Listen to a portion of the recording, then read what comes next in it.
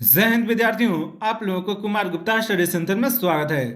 तो आज का हमारा टॉपिक है वो है नालंदा विश्वविद्यालय।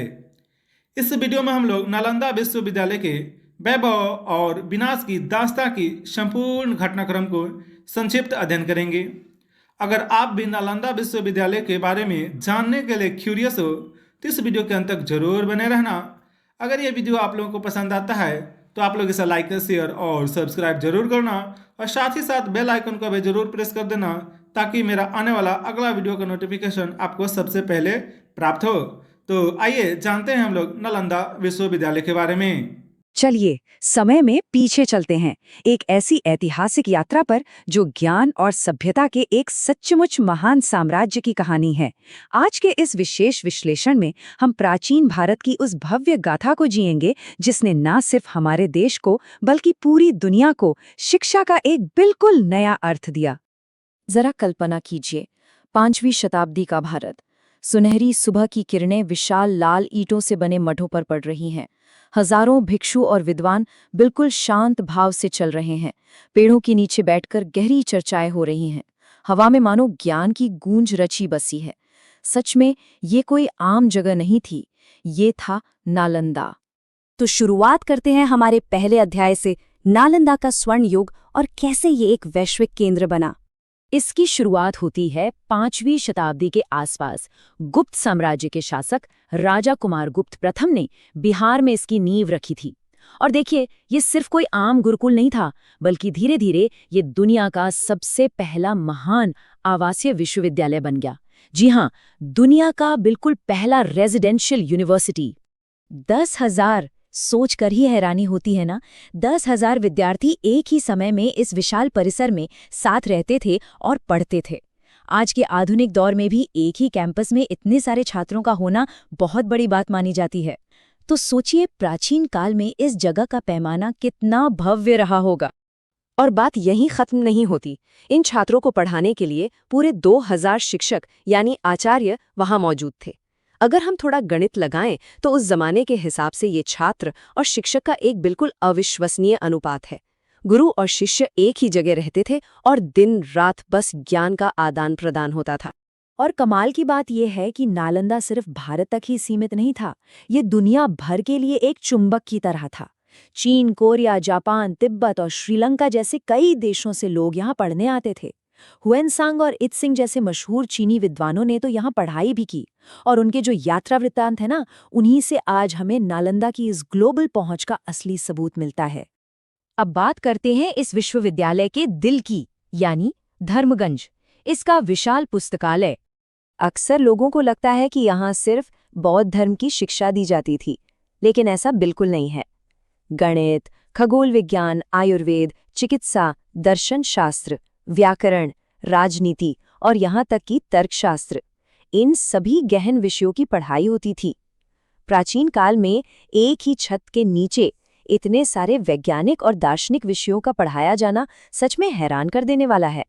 और इस पूरे ज्ञान के महासागर का जो मुख्य केंद्र था वो था धर्मगंज। ये एक बहुमंजिला बहुत ही भव्य पुस्तकालय था। कल्पना कीजिए, चारों तरफ तेल के दियों की हल्की हल्की रोशनी है और भिक्षु लाखों हस्तलिखित पुस्तकों और पांडुलिपियों को बेहद सावधानी से सहेज रहे हैं। ये एक ऐसी जगह थी जहां शांति और अपार सांस्कृतिक संपदा का एक बहुत ही खूबसूरत संगम होता था। लेकिन हर कहानी का एक स्याह पहलू भी होता है। अध्याय 2, विनाश और एक बेहद दुखद मोड़। साल 1193। यही वो साल था जिसने नालंदा की तकदीर को हमेशा के लिए बदल कर रख दिया। ये इस महान संस्थान के लिए एक बहुत ही विनाशकारी टर्निंग पॉइंट था। अब देखिए, नालंदा के पतन को लेकर इतिहासकारों के दो अलग अलग नजरिए हैं। एक तरफ पारंपरिक इतिहास है जो कहता है कि तुर्क सेनापति मोहम्मद बख्तियार खिलजी ने अचानक एक भयानक हमला करके इसे नष्ट कर दिया था। लेकिन दूसरी तरफ कुछ आधुनिक इतिहासकारों के बीच ये एक बड़ी बहस का विषय है। उनका मानना है कि नालंदा का पतन धीरे धीरे हुआ था और किसी एक अचानक हुए बड़े हमले के प्राथमिक ऐतिहासिक प्रमाण काफी सीमित हैं। हमारा काम यहाँ किसी एक पक्ष को चुनना नहीं है, बल्कि दोनों दृष्टिकोणों को आपके सामने रखना है ताकि हम पूरी तस्वीर को समझ सकें। अगर हम उन लोकप्रिय और पारंपरिक विवरणों की बात करें तो ये हमला सचमुच रूह कंपा देने वाला था। कहा जाता है कि जब सेनाओं ने विश्वविद्यालय के द्वारों को तोड़ा तो चारों तरफ अफरा तफरी मच गई। जान बचाकर भागते हुए भिक्षु लाल ईंटों की उन महान इमारतों को निगलती हुई आग की लपटें और चारों तरफ उठता धुआं। उस पारंपरिक कहानी के अनुसार पूरी की पूरी शिक्षा नगरी बस कुछ ही पलों में खंडरों में तब्दील हो गई थी। उसी पारंपरिक लोक कथा में एक बहुत ही दर्दनाक बात कही गई है। पुस्तकालय कई महीनों तक जलता रहा क्योंकि उसमें लाखों पुस्तकें थीं। जरा सोच कर देखिए, सदियों का संचित ज्ञान, विज्ञान और अनगिनत विचार, सब कुछ बस राख में बदल रहा था। आसमान काले धुएं से भर गया होगा, हवा में उड़ती उस राख के साथ मानो एक पूरी सभ्यता की यादें भस्म हो रही थीं। लेकिन कहते हैं ना, ज्ञान कभी मरता नहीं। अध्याय 3, अतीत की गूंज और एक नया पुनर्जन्म। आज जब हम नालंदा के उन अवशेषों को देखते हैं तो वो सिर्फ टूटी हुई ईंटें नहीं हैं, वे एक बहुत बड़ी विरासत के जीते जागते प्रतीक हैं। दुनिया का पहला महान आवासीय विश्वविद्यालय जो आज यूनेस्को का एक विश्व धरोहर स्थल है। सुबह की शांत धूप में नहाए हुए ये खंडर आज भी भारत की प्राचीन शिक्षा व्यवस्था और हमारी सांस्कृतिक पहचान की कहानी खामोशी से सुनाते हैं। और सबसे अच्छी बात ये है कि ये विरासत सिर्फ इतिहास की किताबों तक ही सीमित नहीं रह गई है। आज उसी बिहार में एक बिल्कुल नया और आधुनिक नालंदा विश्वविद्यालय स्थापित किया गया है।